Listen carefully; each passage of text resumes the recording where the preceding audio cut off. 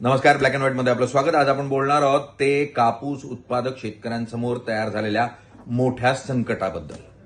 हे संकट तयार झालंय त्या अमेरिकेबरोबर झालेल्या ट्रेड डीलमुळे. मात्र ही ट्रेड डील भारताची नाही, बांगलादेशची झाली आहे. आता तुम्ही म्हणाल बांगलादेशच्या ट्रेड डीलने मुळात आपल्यावर तो काय फरक होणार आहे? तो पडणार आहे. कसा? तेच तुम्हाला सांगायला आजचं ब्लॅक अँड व्हाईट. मुळात अमेरिकेत खूप मोठ्या प्रमाणावर बांगलादेशातून निर्यात होते ती तयार कपड्याची, शर्ट्स, पॅन्ट्स, जॅकेट्स, व्हॉटएव्हर. तर त्याची जी निर्मिती, बांगलादेश हा जगातला मुळात रेडीमेड कपड्यांचा खूप मोठा निर्माता आहे, जो जगभर कपडे पाठवतो. त्याला लागणारा जो कपडा आहे तो निर्मिती ही मुख्यतः बांगलादेशात होते. त्यासाठी म्हणून कापूस हा खूप मोठ्या प्रमाणावर भारतातून जातो. मग तुम्ही म्हणाल फायदाच आहे की जर बांगलादेशचा कपडा जाणार असेल तर आपला कापूस जाईल, पण तसं होणार नाही. अमेरिकेनं एक अट घातली आहे बांगलादेशला.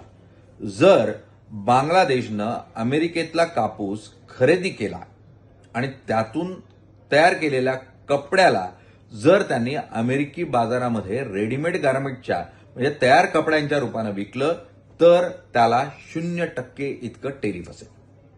आपल्या कपड्याला मात्र 18% टेरिफ असेल. म्हणजे एक तर त्यांचा कपडा आणखी स्वस्तात जाणार, दुसरा की जर अमेरिकेतून घेतलेला असेल तर 0%. त्यामुळे साहजिक आहे बांगलादेशचा जो कपडा निर्मिती करणार आहे किंवा रेडीमेड गारमेंट्स निर्मिती करणार आहे तो असा कापूस जो अमेरिकेतून आलाय असाच कपडा उपयोगात आणेल. म्हणजे मग भारतासाठी जी सगळ्यात मोठी कापसाची बाजारपेठ आहे ती म्हणजे बांगलादेश, ती भारताच्या हातून निसटून जाईल. आणि जर ती भारताच्या हातून निसटली तर भारतीय बाजारात कापसाच्या किमती पडतील.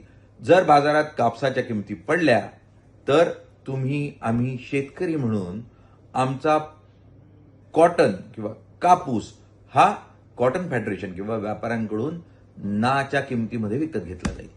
मग अशा परिस्थितीत पुन्हा एक दृष्टचक्र आत्महत्यांचं, शेतकऱ्यांचं, उपासमारीचं आणि विषप्राशनाचं.